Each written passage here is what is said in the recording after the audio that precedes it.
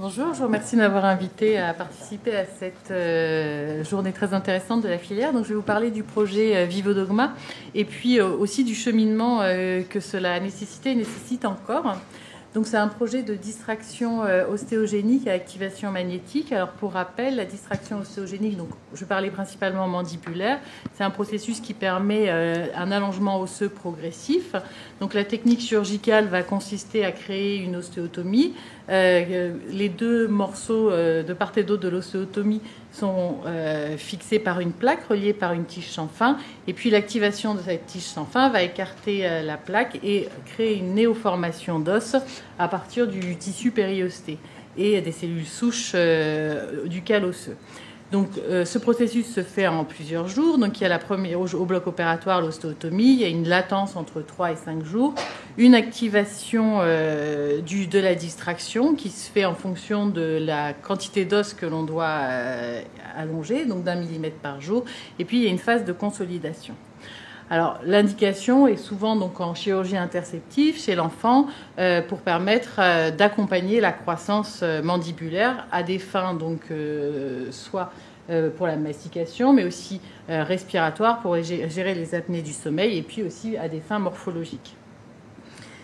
Donc, il y a eu beaucoup d'avancées, parce qu'au départ, c'était des distracteurs qui étaient externes. Donc, grâce notamment à Patrick Diner et Marie-Paul Vasquez, il y a eu une distraction qui s'est internalisée avec une plus grande acceptabilité. Mais il reste en fait ces tiges extérieures qui doivent rester entre 20 et 30 jours après la chirurgie selon les besoins d'augmentation d'allongement osseux.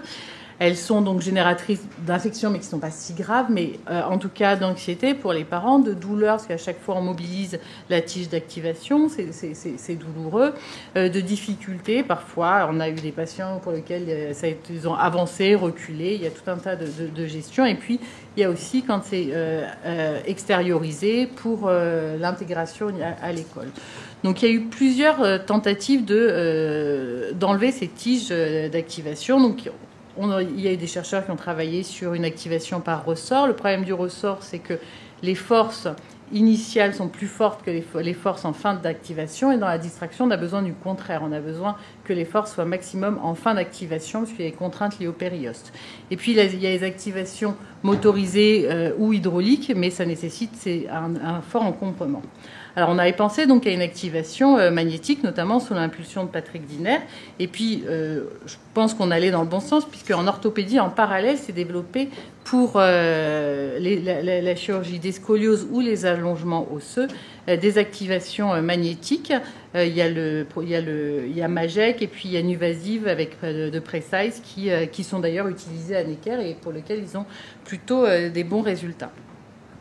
Donc, en chirurgie maxillofaciale, on ne peut pas utiliser des tiges d'activation centromédulaire, donc on est obligé d'utiliser des distracteurs type plaque. Donc, il faut trouver une solution pour l'activation sans créer de force d'arrachement au niveau des plaques. Et donc, l'idée était d'utiliser des aimants qui étaient orientés diamétralement. Et la rotation d'un aimant créait un champ magnétique, un couple qui se transmettait sur l'aimant interne. Donc, on a d'abord fait les travaux préliminaires en laboratoire qui permet de montrer qu'avec une distance 1 cm, des aimants internes et externes qui étaient compatibles pour l'encombrement, on arrivait à avoir des forces qui étaient autour de 70 newtons. Et les mesures de la littérature et que nous, on a fait sur les distracteurs mandibulaires habituels montraient des forces maximum nécessaires de 56 newtons. Donc, c'est là qu'on a commencé ce qu'on appelle le processus de prématuration. Donc, l'idée était de voir si ça pouvait fonctionner chez l'humain. On a obtenu des financements de prématuration qui nous a permis de créer un premier distracteur avec les écueils qu'ils avaient. En fait, la pression, la tige, l'aimant tournait et la pression des tissus mous faisait que ça ne pouvait pas fonctionner. Donc, on a créé ce deuxième, de façon très expérimentale, ce deuxième distracteur. On voit que ça fonctionne bien. On arrive à écarter à distance. Puis on a voulu diminuer l'encombrement, donc on a travaillé sur ce troisième distracteur qui a été le distracteur qu'on a présenté pour un projet de maturation, c'est-à-dire un accompagnement pour permettre l'essai clinique.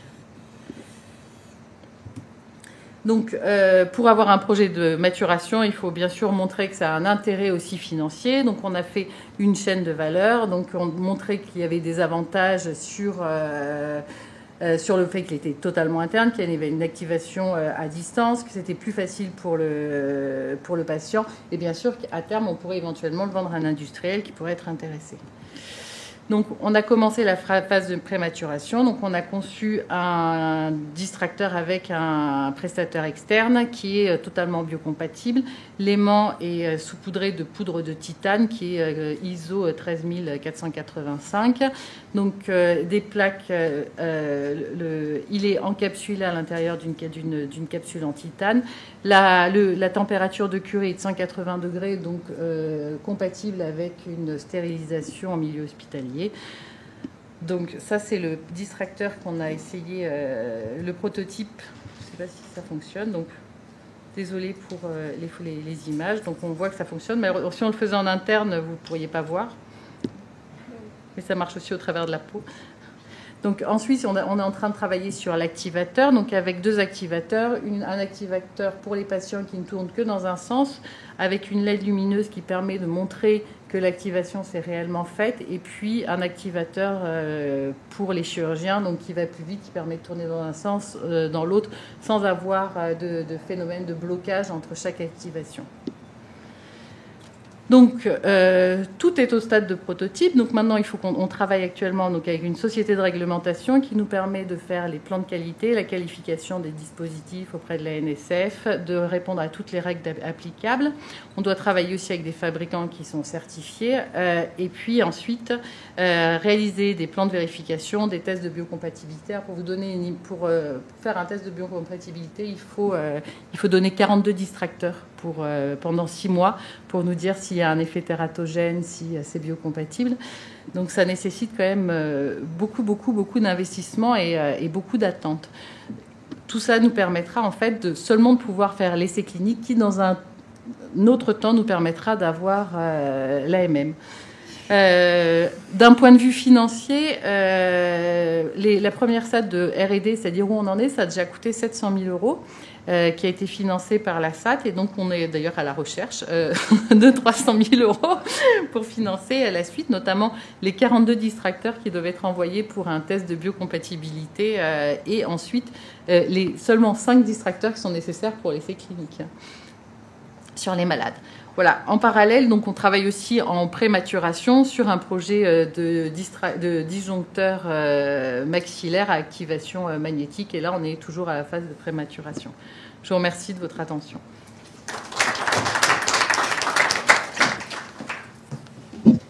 J'ai ramené les lingettes pour passer entre chaque intervenant. Non, c'est très bien. Merci, Natacha. Est-ce qu'il y a des questions du public à ce sujet? Combien de patients vous avez estimé pouvoir traiter chaque année? Alors, je sais que ça dépend des centres, mais par exemple, à Necker, ce serait le public cible.